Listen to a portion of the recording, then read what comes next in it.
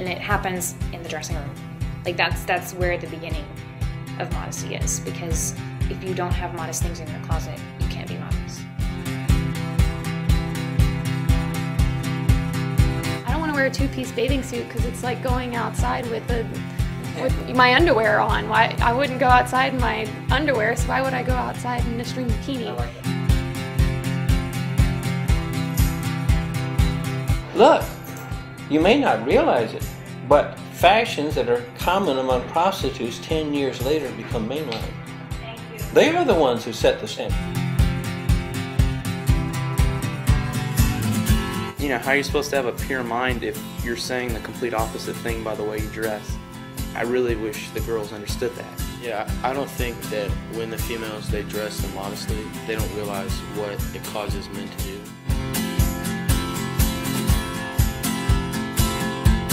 I think the problem is that girls don't realize the male's point of view, and they need to hear it from a guy, not just from girls, because they haven't actually had that. It's because they're so polluted, their minds have been so polluted, that all they think about and all they want right now is a girl who's dressed immodestly.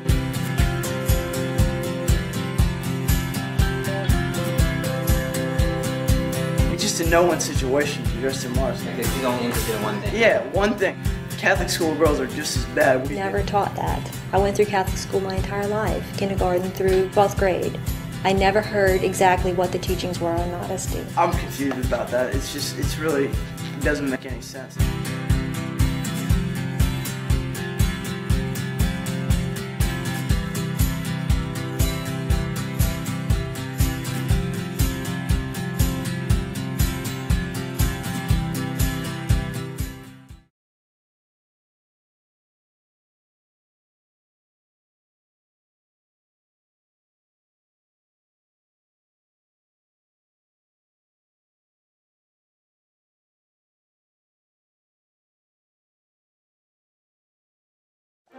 Honestly, I don't believe that most females think that they're dressing immodestly. I would say that most women think that they're dressing modestly. It might not affect them, themselves, but it affects other people, like men, because there's sins of thought, and they don't realize that because they haven't had the male's point of view in seeing someone dressed immodestly. When the females, they dress immodestly, they don't realize what it causes men to do. They think that we human beings are like water faucets. Now you just turn it off, turn it on. No, we're far more complicated than that. Men are visual, and our eyes will follow lines, and will fill in parts of a picture that aren't there. If you have a picture of, you know, a person's face, but it's missing an eyeball, or it's missing a mouth, we'll be able to draw that in for you. And our minds automatically kind of fill in the blanks. So when you're wearing short shorts or tight shorts, we're following the lines of your legs, and although you think, well, why do they look at my rear end? My rear end's covered. But we see so much, and then we see so much here that we're filling in the blanks with our minds, not even meaning to. We're not out looking for it. Our eyes are just directed there. The same thing when a woman wears a low-cut top, he's following the lines of her cleavage to this unknown space that's covered up, and then with his mind, automatically, he's not even trying, the mind just automatically tries to fill in the blanks. What goes here? What belongs here? What would be here? And how much more in tight clothing, what people don't realize is that they might think, well, I'm wearing nice pants, they're nice, yeah, they're a little tight, they're stretch pants, but for a guy, you might as well, the way a guy sees it, is that she might as well not even be wearing pants. That's just what her rear end and her legs would look like if they were painted black. Girls don't understand how much, because they don't really understand how a guy is and works and feels and experiences things as much, because totally different from a girl. But guys are very visual, sensory, and girls very sentimental kind of stuff. But I don't think they realize completely how their influence is so much more powerful than I think than most girls understand. They've never been taught the way the man thinks, and anytime the issue's been brought up, then women will just make an excuse and say things like, it's his problem, he must be a pervert, he must be looking for sex, he must be, but it's not true.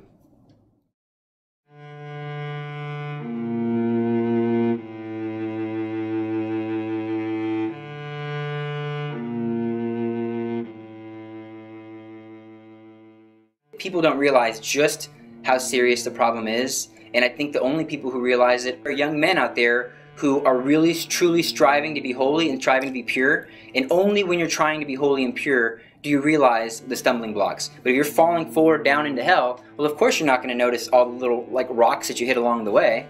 Well, it's only when you're trying to like walk up the hill are you going to notice all the obstacles. Any male is, and he's supposed to be physically attracted to a woman, and he's supposed to be physically attracted to her private parts. That's why they're private, because you don't want every man, his chemical reactions start going off in his head. But the difference becomes where what happens after that chemical reaction goes off. Does a man try to redirect his thoughts? Does he have recourse to prayer? Does he try to remind himself that this is not appropriate? But regardless, if a girl is dressed immodest, she's causing him to start a battle within himself. And it's a battle that's very easily lost. It happens to everyone. It's not just a few people, in that it's something that'll be a lot easier if they just dress more modestly. This one young woman wrote in. She identified herself in her mid-20s, and she said that she could go out, say, to dinner with some young man, and she could dress as provocatively as she wanted, and during the meal she could just flirt with him outrageously, and then after he was all aroused and so forth, can just walk away from him. That's his problem. Well, that is certainly not loving one's neighbor as oneself. I mean, we're supposed to be assisting one another on our way to God, and not being a stumbling block for other persons.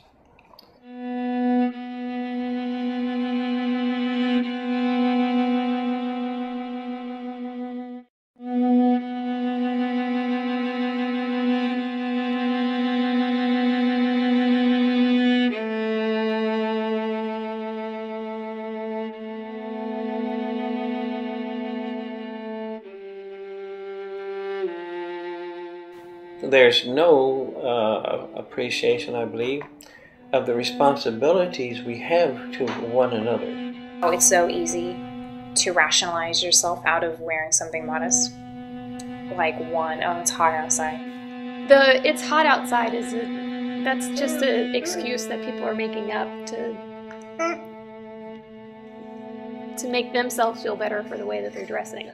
No, you are putting men in a situation of temptation, and if they fall, you will have some responsibility for that.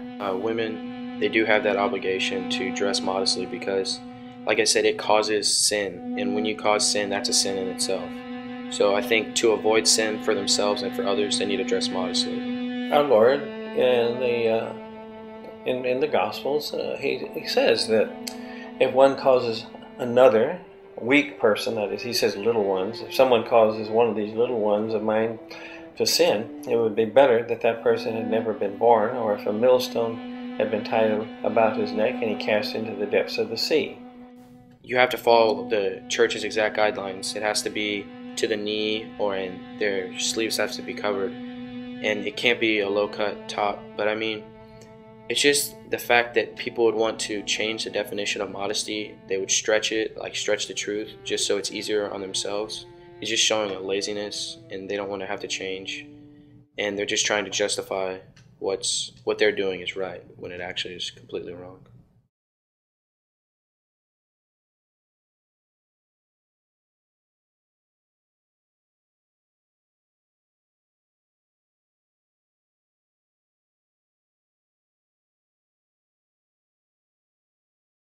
During the pontificate of Pope Pius XI, he had the Holy See issue standards for modesty, but they weren't complete.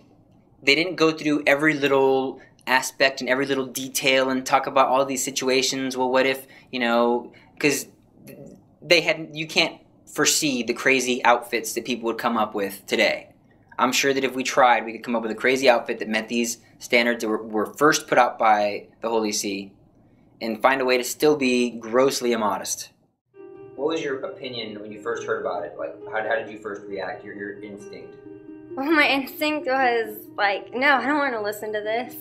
you know, because like society today is so, you know, it's so immodest, and when you grow up like that, like, and even if you're like, because my parents taught me modesty, and you know, but it's just like, you know, even going to Catholic school and just everything, like the mall, the movies, it's, no one cares about modesty, and that's not important. So, I mean, when you grow up with that, it's like, well, no, I don't want to listen to that, like, because that's not how I grew up.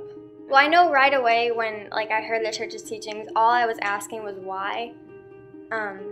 For some of the things that I didn't completely understand, like the bottoms reaching to your knees, and even quarter-length shirts, even though I never really wore tank tops or spaghetti straps or anything, but I just wanted to know why. Because that's just the thing that gets me. I mean, everyone wants to know the reason behind it. You know, girls are... want to know why they need to, well, why do I need to believe that? You know, and if it's true, it should be able to be defended. So if immodesty is wrong, and if certain uniforms are inappropriate, it should be able to be defended with why. There are going to be men who are looking to sin. There are going to be men who want, you know, inappropriate things from you, who are going to be pushing, who are going to be harassing you. They're going to come no matter what, the way you dress, no matter what. They're just some bad men out there. And those men have their own problems to deal with. You don't have to do anything to help those guys out.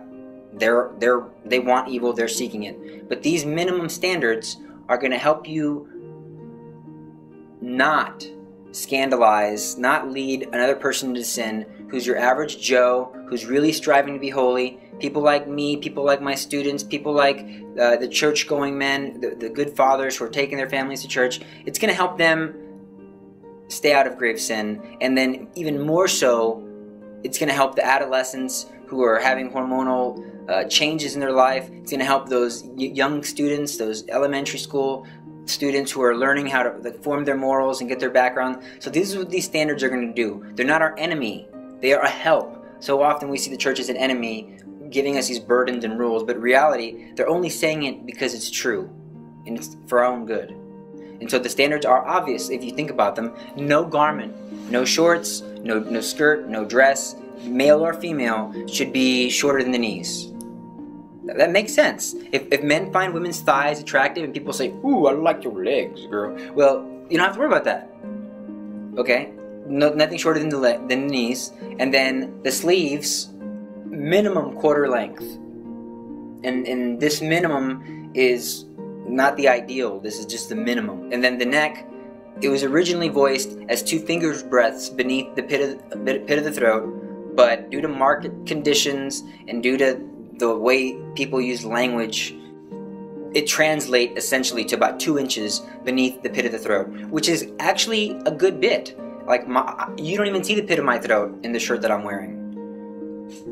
So, and that's it. Those are the standards put out originally.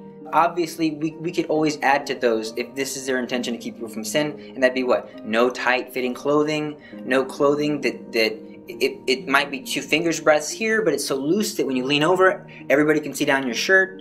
No see-through clothing, no clothing that is meant to look like the color of your skin tone, or any transparent materials that are going to make men's curiosity be unnecessary, because clothing primarily is supposed to be to cover. So when we say Mary-like modesty and Mary-like clothing, that doesn't mean you have to dress like a first century Palestinian woman. You can dress with the same standards of modesty, but according to today's contemporary fashions within reason. You are in tune to the life of grace and understand God's presence in your life. You don't have a reason to be modest. Like, you would have no motivation. Okay, I can only go off of my own experience of how I came to have my own self-worth. And I would say that I picked it up because of my prayer life, because I immersed myself in the writings of the saints and how they viewed themselves as precious in God's eyes. And because I immersed myself in that, I began to pick up that way of thinking, you know, that how loved I am, how forgiven I am. I would have never been prepared for marriage for dating, for anything, if I had not first developed a relationship with my first love, which is Christ. You know, I guess contemplation played its role in the fact that I would visit the Blessed Sacrament. I would place myself there. And when you see yourself in that light, you will never settle for anything less than absolute respect from someone. And so when I met my husband, the way he treated me was with the reverence that I felt Christ treating me when I was in his presence.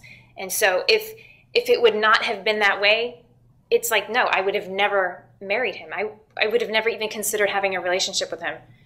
Persons who are immodest in their dress, etc., they're not very conscious of the fact that they are destined for marriage. I think you should think about your vocation, and if you're looking at the married life and you're looking for a future spouse, would you want your husband to just marry you because of your body? Because when you get older, it gets wrinkly and saggy and gross, and they're not going to want you anymore. They're going to go for the younger girls, and you're going to be left alone. But it's really important that you cover that part up, because my theology teacher, he says no one likes an unwrapped present, and that's like the beauty of marriage, is that when you get married, you get to unwrap your present, and it's beautiful because it's been wrapped and it's been saved that whole time. When two people come to marriage pretty innocently, and then there is marriage, there is a big explosion that takes place, and there's a bonding that occurs. And I will say that it was years and years and years before my modesty attracted the attention that I was waiting for, but it was worth the wait. It was worth the wait because I have an amazing relationship with my husband that I wouldn't trade for anything. And I'm glad that when I hear girls tell all these stories about, oh, this guy, that, and oh, I dated him and it was horrible, I'm glad that I missed all that. And hating guys and this and that. All guys are jerks. Because I have to say, not all guys are jerks. And, if you're modest, you will get to experience that. Is living modesty difficult? In today's society, it is. It can be a cross, but it's not like something like, oh, I don't want to have to deal with that. But once you really it starts to take effect in you, you want to dress modestly, and you don't care what's going against you. You just want to dress modestly, and at times it's difficult. At times you want to give up, but then you realize again, I can't give up. I am being a light to others around me, and I have to stay a light. I can't just burn out, because then where's the world going to go? I've been chosen by God to dress modestly, and I need to spread that to others. Purity makes the heart grow stronger, whether you're destined for marriage or whether you're destined to be one of those who voluntarily renounce marriage for the sake of the kingdom of heaven. Yeah. The reason why we do not have persons responding to God's call is the ways in which they have become entangled with sexual sin. And therefore they can't hear the come follow me words of our Lord. They are captives, so this would be another reason why it's important. For the sake of those who are going to be marrying, it's important for their future married life. For the sake of those who are being called to voluntarily renounce marriage for the sake of the kingdom of heaven, it's important.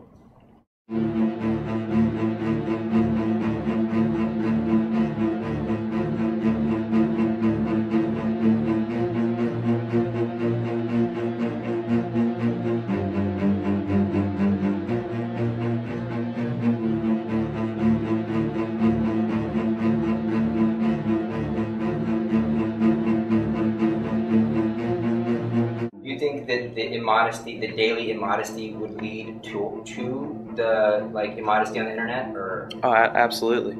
If you're daily lusting about the people that you can't get, that you just see on the street, you're going to be like, well, why not take it a step further, and why not see everything? If people post themselves in swimsuits, or girls do, post themselves in swimsuits on the internet. I think that what they're doing is they might be trying to impress people, or they just might not know what they're doing is wrong because no one's told them the truth and they haven't heard it yet, so they don't know what they're doing.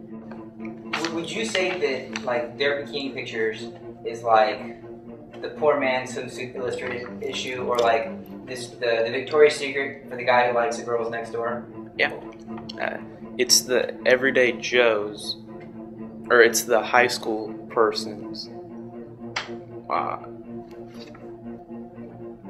tangible porn. Because, you know, you look at this SI models or whatever, and you're like, well, you know, that's just a hopeless cause. I'm never going to meet her or get with her. But then you see one of your friends and you're like, is that what she's like? Well, maybe if and then, oh, I can get that. Yeah. Things completely change. It used to be that we were concerned about protecting adolescents from pornography. Now the adolescents are producing it. That's what 15-year-old girls are doing when they send photographs of themselves out like that. Well, they know that they're posting their picture on the internet and that people are looking at it because, well, that's what they posted. And people will say things like, ooh, yo, sexy, and things like that, right? The girls will say that. But what those teenage girls don't realize is that they're definitely causing, that's definitely a grave situation. That's definitely a grave evil. That there's no way that you're not going to stir up lust in a young man who's using the computer, not looking for it, but knowing the nature of the privacy of a computer, and there are the pictures, and there's many of them, and you can just flip through any ones you want. Well, he's already, by looking and not turning away immediately, he's already going to be, you know, walking down the wrong path. So why do you put it up there? Why do you think they put it up there? So that people will say, yo, sexy. For the attention. But and they do it for the attention, but I don't think they realize that it's causing grave sin. If you know this now, if you know that you're causing men to lust, and especially by putting more than one picture, which is making it like look more. So a girl puts one picture up, the guy has to turn his eyes. If you know a guy has to turn his eyes, don't put the picture up. If you put more than one picture up, not only does the guy have to turn his eyes, you're inviting him to look more.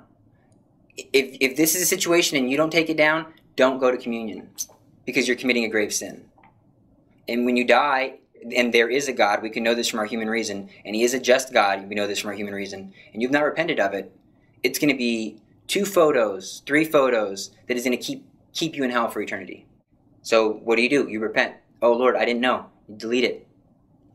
Do you go to communion still? Yeah, you didn't know. Unless you did know, in that case, you go to confession. I would still mention it in confession. Just mention it to the Father. I didn't know. Nobody taught me. Nobody told me. I didn't realize that this was such a big problem with guys. I want to ask you how you view a modest girl. Is it time for that? You can ask me that. It's time for whatever you want. Okay. When you see a modest girl, when you see a girl dressed modestly, what do you think? What goes through your head, your mind? I'll give you the extreme. I'll give you the extreme. And then it'll better help me explain what goes through my mind when I just see an average modest girl, like your typical everyday modest girl, which is not every day. When I see a girl who's dressed modestly and she's irreverent, like prostrate on the ground before the Blessed Sacrament, and if she's wearing a veil, it's enough to make me cry. It's enough to make me cry thinking about it. Because what women have to realize is that beauty, real beauty, causes people to question their existence, the meaning of their life, in a very positive way. It's enough to make me cry just thinking about it right now, like on camera. That real beauty makes a man question his existence in a positive way. And so, real beauty, well, shows just how God is, just how supreme, just how powerful, just how merciful, just how humble He is. And so when you see the most beautiful of all of God's creatures covered up, and then in absolute humility before Him, there's nothing more beautiful than that, than seeing God's most beautiful creature in reverence, in not just reverence, prostration, even with her hair covered, before him. It's enough to make me cry because it's just so beautiful. And so when I see a person outside of that circumstance who's dressed modestly, and especially knowing that the world is against her, I think automatically, one, this girl's beautiful, even if I didn't even have time to think about the fact that the world's against her. That this person's beautiful. They know they're beautiful. They know what life's about. They know that they're special. They might or might not have the body that men are lusting over, but they know that that's not what's important. That there's more to life than this, like, 3 minutes of fleeting pleasure. And so I'm in awe, and my heart gets little butterflies, and not in a bad way, in a way that makes me want to be more pure, that makes me want to be a better man. And it reminds me of who I am and what I was created for. So you feel complete respect and reverence. I feel love. I love them. I love modest girls. They don't have to be, I just love them. I love them because they're showing me God. They're helping me to be holy. They're helping me to be pure. They're reminding me of the meaning of my life. So I might go through my day and see hundreds of immodest girls, which thank you, Jesus, that I don't. But what if you even see one immodest girl, that's an outward sign saying it's not true. There's nothing but this earthly life. This is what you want. This sexual pleasure, this lust. Come on. But when you see a modest girl, it reminds you, no, there's more to life than just temporal pleasures. And it's beautiful. There was a girl at my old school who was just like this. Like, when they realize how beautiful they are, then it starts showing. And it's just a special factor. When they walk into the room, you're like, wow. It's not that they're like the most beautiful girl you've ever seen, but it's just that self-respect and confidence really shows. And it's easy to pick up on, and then it's easy to be attracted to because you're like, wow, she's good, she's wholesome, she's not worried about what other people think, she's modest, and she's holy, really holy. So it's a lot easier for you to respect that. Every day you walk out the door dressed modestly, you have an impact on others around you, and you probably don't know it, and they might make fun of you for it, but it's because that's their insecurity talking, and it's not their hearts, because our hearts we're made to want happiness and want good, and when we know good, we see it. So good wouldn't criticize good, but bad would. So I think it's other girls' insecurity. If you get criticized for it, I think it's their insecurity that's talking. It's not their hearts, because you have an impact on every single person who sees you. I feel really passionate about this. Because it's true. And so when I see an immodest girl, I think emptiness, sadness. Even if they're not acting immodestly, I feel sad. I know that there's a hole in their heart because they don't know how much they're worth. So what I hope that when women watch this video and they hear us talking about immodesty and modesty, that I hope that they realize it's not an attack on them because of something that's wrong with them. It's more like a wake-up call saying, hello, you're worth so much. Stop acting like you're not worth anything. You're more valuable than the entire created universe. If it was between you and the created universe, God would choose you. There's no price tag you can put on one human soul. Why are you dressing like this? Why are you acting like this? Just whatever she wears, that's reflecting on who she is and what she believes and what she holds herself accountable and what standards she lives by. Modesty definitely leads to a pure life and chaste life, which is ultimately holiness. Yes, men must go by the same standards of modesty that women do. And just the same way that purity is a struggle for men, modesty is like the female equivalent. And just as it's wrong for a man to physically overpower a woman, it's wrong for a woman to sexually overpower a man. And so there are issues that are different for each sex, and we need to keep that into consideration. Adam had what? His difficulty was in saying no and resisting the temptation that Eve was offering, and Eve was the one who's offering. So women are having this difficulty with offering these forbidden passions that are only reserved for the sacrament of matrimony. Just the simple fact of putting on modest clothes can really change someone's spiritual life. The most tempting time of modesty plays a role is during Mass, because that's like the most powerful Catholic service, because Christ is completely present in the Eucharist. And I don't want to have any struggles. I want to sing all the songs with everything I have and focus on the Eucharist. Sometimes, like when there's people dressed immodestly in front of me, I just can't. It's kind of hard to take your eyes off them. And instead of focusing on Jesus and the Eucharist, you focus on them. And then there it becomes lustful thoughts, and then that can lead to other things. Every Mass on Sunday, I am much more in tune now to women who are dressed immodestly, and my eyes will, and I'm a woman, my eyes go right to those women who are dressed immodestly. And I just think, if they only knew the distraction they were causing men near them or around them, when men are trying to focus on Mass, focus on the Eucharist, focus on why they are there to worship God. By the end of the Mass, you have no idea what just went on. Yeah. And then that can also lead to a sacrilegious communion as well. We have clothes for people who are so secular when they come into a church, they don't realize that they are in sacred space. Like Americans, they like to try to go into St. Peter's in Rome, not properly dressed. And they are informed, you cannot come in. You are not properly dressed. I've heard that they have paper skirts that are sold that the females can put on. Well, we have wraparound skirts that we give to people who come in who aren't properly dressed for church. And we have shirts also that we give to the men who don't have proper shirts on.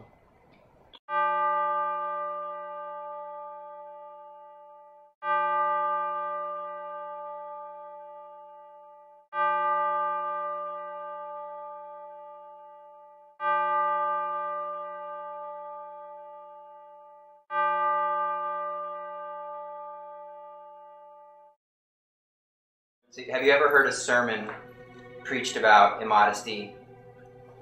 Other than from you, no. No. I haven't. I think ever since I was a baby, I've always been Catholic all my life, and I've always been a pretty practicing Catholic, going to Mass almost every week that I can remember. No, never heard of one, especially not during a homily. No, I cannot say I've ever heard a sermon on modesty or purity in a normal Sunday Mass, weekday Mass. Where you've never heard the truth or an explanation of why even to be modest? I have never heard an explanation of why to be modest, no. And I think it is critically needed right now. Well, I think one thing that it would help is for them to realize that the majority of their parishioners, they want improvement. I talked a while ago about the clothing that we have. I didn't make those wraparound skirts. Women of our parish, they made them. They said, we've got to do something. We've got to do something. And they're the ones who came with the idea to me. And of course, I was very, very pleased. And also, they made the sign that we have there at the entrance of our church about what is proper dress and what is improper dress. So there is a large number of valuable parishioners who want a change for the better. I stopped having evening weddings here shortly after I became pastor because of the way the females dress at evening weddings. They dress very provocatively and outrageously compared to weddings that are earlier in the day. Because they represent the church, and nuns represent the church, deacons represent the church. So a lot of times when people have a conception or thought about the church, they think of the closest person they know to the church. So if a priest is teaching subjective morality where you can, times change, people change, styles change, well, God doesn't change, I've always been conscious of something that Pius XII lamented starting in the 1950s. He was lamenting the loss of a sense of sin. So like we said a while ago, if modesty is sort of the guard of chastity, if people have lost any sense of sin as regards sexual sin, well then modesty, of course, is going to be of no worth. It has to infiltrate from the top down, and the kids are not getting it, and so many of them are lost. 7th grade, I already can tell that it's a problem because people, like some of my friends even, they do dress immodest, but I think they haven't heard the straightforward truth, and so they don't know what they're doing. I can't tell you the number of people I've spoken to recently whose children have graduated from Catholic schools, Catholic high schools, who were very involved in sexual activity during their days at the Catholic schools. Drugs, taking drugs while they were at the schools, drinking alcohol. Many of them now are in treatment for drugs, alcohol. I can imagine how many are sexually promiscuous today because they did not get it from the authority, from those who were responsible for their souls, for guiding them. And it is falling upon them. It's falling on their shoulders.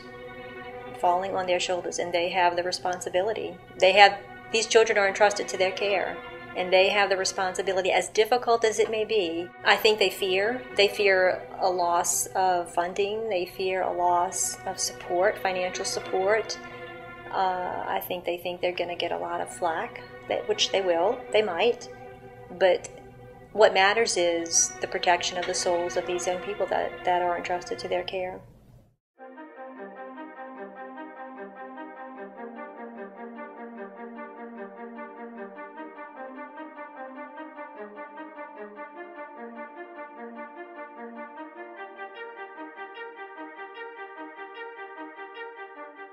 Almost all of the girls' sports have immodest clothing, really. Yes, a school definitely sends mixed messages. There is a double standard. It needs to be across the board. It needs to be across the board. Sports, no sports, daily uniform, mass day uniform, it all needs to be modest. There is no reason why a sports uniform is immodest. There's no reason for it. Volleyball, I mean, the shorts, you can see part of their butt cheeks. That is so unnecessary. It is so unnecessary. You can play sports. You can play volleyball with basketball-type shorts. You don't need a few inches of spandex, really. There's no, I mean, with football, you have all the pads on and you're still, running in basketball, baggy clothes, and you're still playing a sport, so it's unnecessary. For instance, if a guy went to watch a volleyball game, I guarantee you almost every guy would not go to see girls play volleyball, but instead just stare at them lustfully. So, obviously, if we're trying to live these standards of modesty, there are going to be girls and boys who have committed themselves, and this goes for boys too. No sleeves, that's not appropriate. Doesn't matter what your sport is. There are people who are swimmers. Maybe they're training for the Olympic swim team, wearing tight clothing. That's going to be a problem. And here's where you have options. It is not an option to continue playing your sport in your immodest clothing. That's not an option if you care about going to heaven, if you care about the good of your soul. Now, I can't judge you in the grave matter and consent and you're deliberate and all these little specifications, but objectively speaking, you're preferring to wear immodest clothing and playing this sport than the love of Jesus Christ. What's separating you in Christ? My desire to run on the track team, my desire to go swimming. That's not loving God above all else. Now, we fall into sin sometimes, yes, but we can't say, oh, I'm just going to continue to do this and it's going to be okay for me. Your options are to complain, try to get the entire school to change, then finally, be a witness. Wear modest clothes. Say, Coach, I'll keep playing if I can wear this. If I can wear longer shorts, if I can wear a shirt with sleeves on it, if I can wear my t-shirt and my shorts to the pool and I can still swim. How great of a witness would that be if you played like that and won? That'd be amazing. If you're the best soccer player on that team, go modest and kick the other team's you-know-what. And then that would be a real witness. The day that, the Olympic swimmer is wearing, long shorts and a t-shirt and is beating, Michael Phelps. That's going to be amazing. Those are your options. Quit or be a witness. It only takes one girl to start a revolution. We're not going to wear those tight little spandex shorts. We don't need that. It's not necessary. I think it would be an incredible witness for other schools. It would be an incredible witness for those boys and girls attending those schools. It would show them that the administrators, the parents, are supporting them. It has. Where are the kids going to get this? The last thing you want is people persecuting you. But if you have a lot of love and a lot of passion, and you really know what Christianity is about, you'll say, here's the truth. You don't like it? Your problem's not with me, your problem's with God.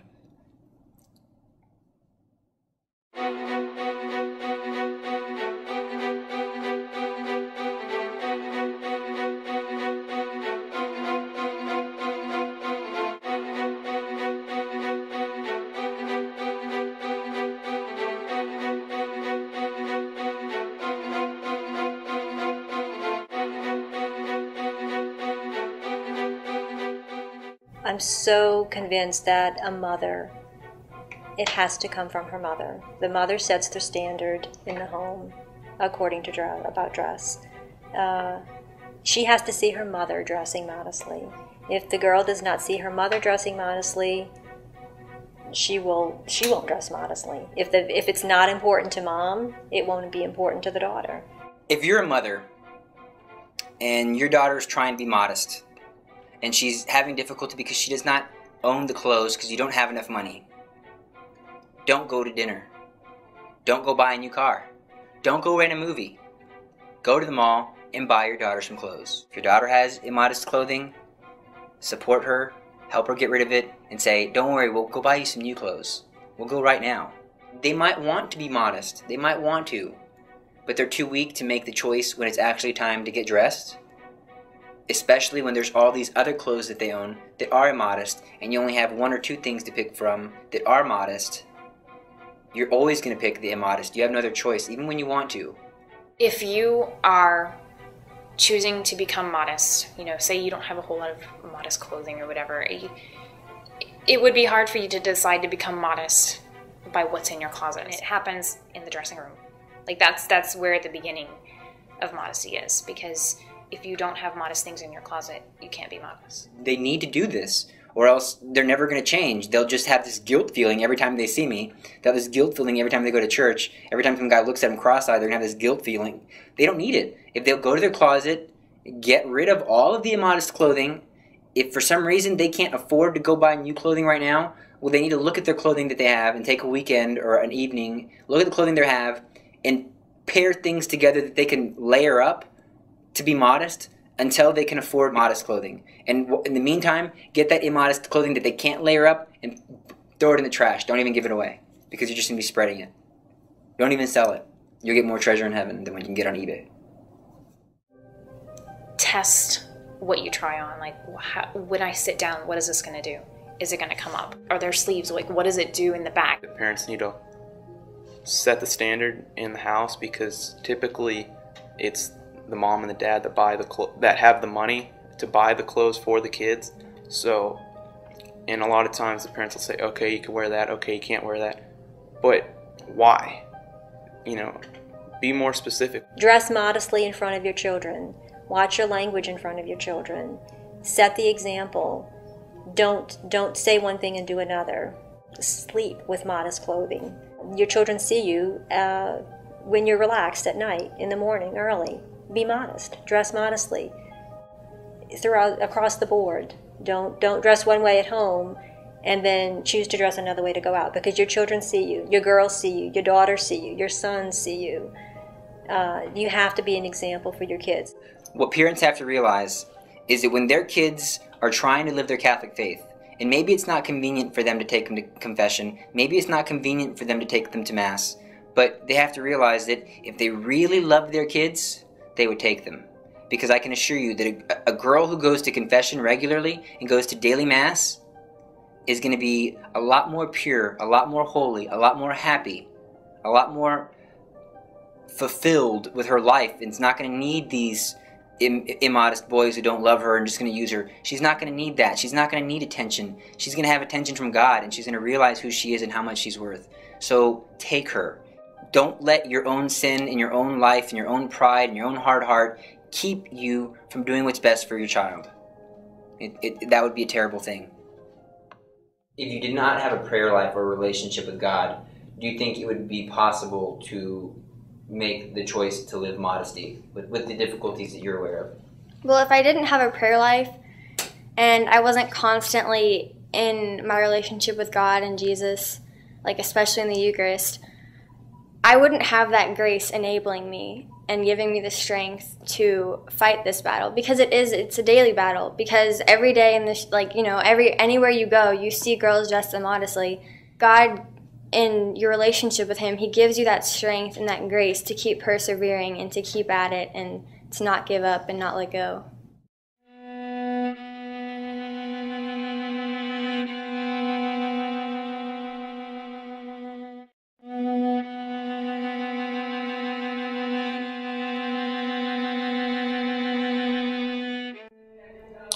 Because a lot of people maybe don't know how when she appeared to those children at Fatima in Portugal in 1917, that she spoke about the fashions that were to come. And if you look at the photographs of the way the people dressed in Portugal in 1917, it's almost next to impossible to purchase anything modest in a junior department. Girls, where teens shop, and a lot of young women shop, young 20s. It's very difficult to purchase anything modest. We've tried. My daughter we have gone to the ladies section to purchase modest clothing. It's not difficult to purchase modest clothing in a ladies section. It is very difficult to purchase clothing in a junior section, in a junior department. There are modest clothes out there. There are. You can't find it. You have to spend time. With the shorts especially, you'll have to use guys' shorts. It's just the way it is for now. Eventually, Sophie's will go out of business. Until women decide, I'm only going to buy modest clothing. And when the stores are realizing that only these clothes are selling, then they'll start making more of those clothes. You will not find a bathing suit in any department store that is modest enough for swimming. Because what you have to understand is that there's no double standard because you want to get into water. When you go to the pool, men don't just all of a sudden, concupiscence, I'm going to put this in on the towel rack and then get in the water. No, they go to the pool with their concupiscence. They're going to want to see this girl in her bikini for as long as possible. He's going to want to see this girl in her short little tight shorts as long as possible. And there are guys who will quickly take a little photo of the girl at the pool party, who will take a photo of the girl who's wearing her volleyball shorts walking down the hall. Why? So he can go and stare at that later. Because, well, why not? If it's meant to be attractive to men, he wants to prolong that, he can prolong that, then what's from stopping him? There's never a situation where you should be dressed immodestly. Never. Never, never, never, never, never, never. I know that's hard because this is one of those things that if you get upset, you have to remember you're only getting upset because you've been damaged in a way. We've been fed this. Our mothers took us to the pool. They have pools everywhere. We have pool parties. The schools have pools. The schools have swim teams. It's just so much a part of it's like a web that we're stuck in. You just have, and it's easy to get out. Just let it go. I guess a girl has to be prepared to feel left out at times and to just let it roll off your shoulders. If they change and they choose to dress modestly, they risk rejection. They risk losing friends. But they have to make that choice. They have to look themselves in the mirror and say, and really look at themselves at the way they're dressed and ask themselves, why am I dressed like this? Is this really who I want to be? Is this what I want to look like? What am I portraying myself as? I do get more respect from guys, even though it's not like once you start dressing modestly, guys will just be like, oh, you're really beautiful inside. And they're going to start treating you so much nicer, because they're not, honestly. They'll treat you with respect, but it's not going to be probably what a girl expects them to, because they're so polluted, their minds have been so polluted, that all they think about and all they want right now at their age, their adolescence, is a girl who's dressed immodestly, because that's all they've seen. Lead him on how do you react when he says those things? Are you only complaining to your girlfriends, oh, he said that to me to get attention? Or do you eat it up in his presence and give him a reason to continue speaking to you that way? And I think a lot of girls don't have the backbone to cut a guy off and tell them how offended they are by what they're saying and ask them, don't you ever say that to me again? Because you have to be firm with them or they're going to walk all over you. So I think girls need to understand that it's okay to be firm and upfront with a guy. You know, you don't treat me like that. I am worth more than what words are coming out of your mouth. It wouldn't be that dirty, weird, nasty locker room talk, lunchroom talk, or whatever, because what would you be talking about? Because it's normally about, you know, this girl's easy, or did you see or what she was not wearing really, or, you know, and about at the dance how she was all, you know, all up on everybody. But if they were dressed modestly, then there would be such a more respect and a deeper, you know, well, maybe I could get to know her, or what's she really like. Everybody knew they wanted purity. Do you think the guys would be more likely to defend the girls in those situations, or? Yeah, I think so, because guys will defend the girl. They will protect them and they will follow them. So if the girl is holding herself to a high standard and she's dressing modestly and she wants purity in a relationship, that's what the guy's going to follow. When women wear immodest clothes, you feel like less obligated to treat them with respect. When they cover up and they're modest, that's when you're like, oh wow, she really respects herself. She has a great personality. I mean, you look much more beyond their body and you think the insides, and you see their heart and their personality, which is what matters. I guess very rarely come across guys who have treated me like they wanted my body, or like, oh, hey, hottie, or just very little. I feel like they avoided me, probably because they were scared of my reaction. They could tell by the way I was dressed that they were in for a rejection. So they never even tried. That's good. Like, what advice would you give her to keep pushing her forward?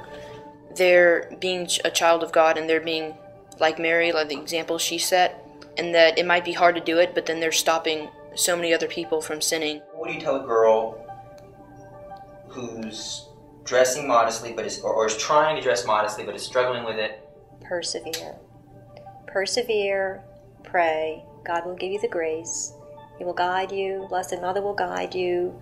Don't give up. Don't give up. You persevere. What message would you want to give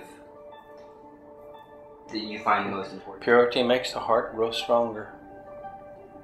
I think that says it all. What advice would you give to guys who are trying to avoid the whole problems involved with immodesty? To guys, just be totally courageous and tell the girls flat out, but be respectful when you're telling them. Just say, yeah, it's so much easier for me to respect you when you dress modestly. It keeps me out of sin. And then it's a lot easier relationship because it's not just about physical. And when they do feel modest, you're much more attractive and you have that special glow. And just explaining that to girls and explaining how beautiful they are on the inside and how much God created them, it really could make a difference, and it can just spread modesty very quickly. Why is modesty so important? Somebody says you're a modest person, you're talking about the very core of who you are. Dress, the way I speak, the way I act should reflect that I believe that I'm so important that God would find it necessary to die for me. So at the heart of modesty is my dignity as being made in the image and likeness of God, my dignity even more being that God became a man to die for me, and my responsibility to live like that. What advice would you give to a girl who's dressed immodestly, who's watching this with a hard heart because somebody's making them?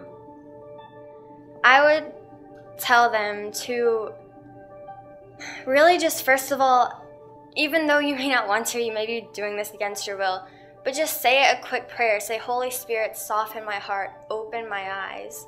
And just keep saying that over and over again. Think about your vocation, either if you want to be a religious, like a nun or a sister, or in the married life, or single blessedness. Think about how immodesty is helping you get to either of those vocations. and think about the good that would come from immodesty. Just do it. Who cares? Who cares what others are going to think? Who cares if you're kicked out of your little group of friends? Who cares if, you know, you're not popular anymore? Who cares? Because you'll be so much happier when you do it, and you won't care what other people think. You will grow more stable in who you are, and you'll have more respect for yourself, and you won't care what others think about you. And just take that leap of faith, because you'll be so happy you did it. Glory be to the Father, and to the Son, and to the Holy Spirit, as it was in the beginning, as it is now, and ever shall be, world without end. Amen.